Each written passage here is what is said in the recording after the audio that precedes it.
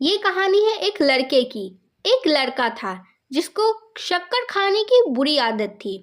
बस दिन रात शक्कर ही खाया करता था और उसके शक्कर खाने की वजह से उसकी माँ बहुत परेशान रहती थी, क्योंकि कोई चीज़ अगर ज़्यादा भी हो जाए तो उसके भी साइड इफ़ेक्ट्स होते हैं। इस बात को लेकर उसकी माँ परेशान रहती थी और उसे बार बार शक्कर खाने से मना करती थी, लेकिन वो लड़का अपनी माँ की बात नहीं सुनता था। उस गांव में एक बाबा जी रहते थे जिनको वो लड़का बहुत मानता था और उनकी हर बात मानता था।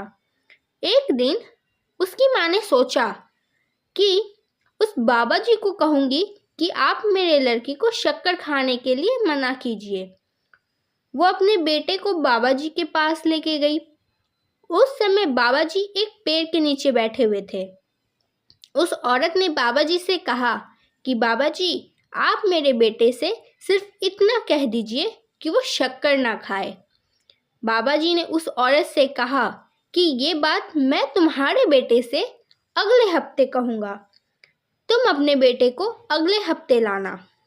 वो औरत चली गई और एक हफ्ता गुजरने के बाद वो अपने बेटे को बाबा जी के पास लेके आई।